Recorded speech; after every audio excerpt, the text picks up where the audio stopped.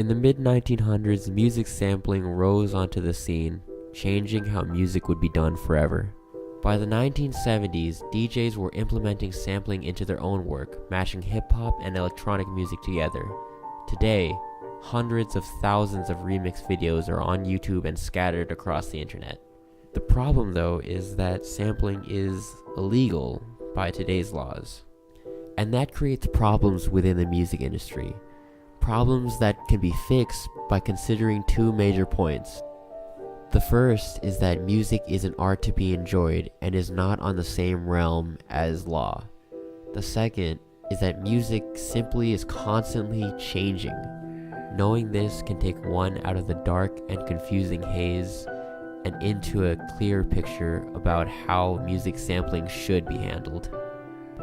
In regards to ethics, critics liken the act of sampling music to blatantly stealing, and that is simply not true.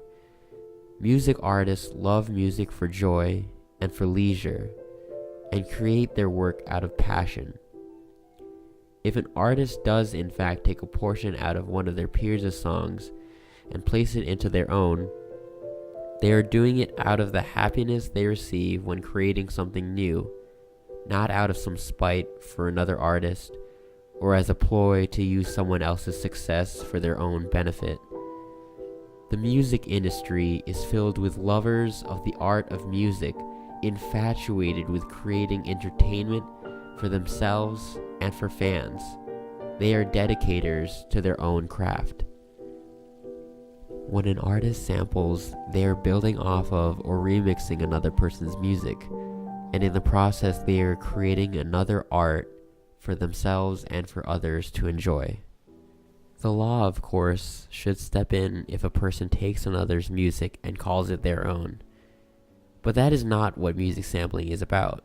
Sampling again deals with creating and not taking.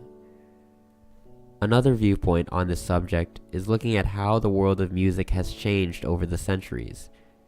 From early Gregorian chant to Beethoven's Fifth to the uptown funk of today's hit singles, music evolved dramatically and will continue to evolve as time goes on. So why are we using a dated law on music, which has been changing since its inception? Think of the genre of remix music having its own obstacles like rock and roll and rap once did. Rock was considered the devil's music, and rap could only be found on the streets before they took off in their respective generations. Perhaps the remix genre could do the same. Perhaps law is being the obstacle hindering the explosion of music sampling. Copyright law must change to respect the growing trends in society. Artists who want to indulge in the remix genre are hindered by the law now, but by slightly altering it, a new generation of music may roam free and the evolution of music would happen once more.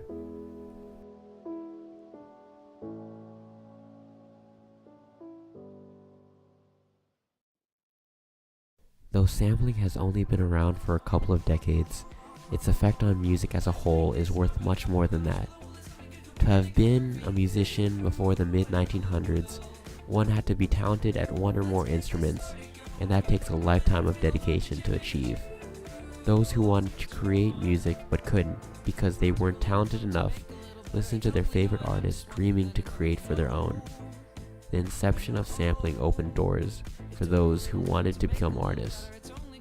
Sampling should not be held back by law, for it creates opportunities for the public to be artists and to do what hasn't been possible for centuries.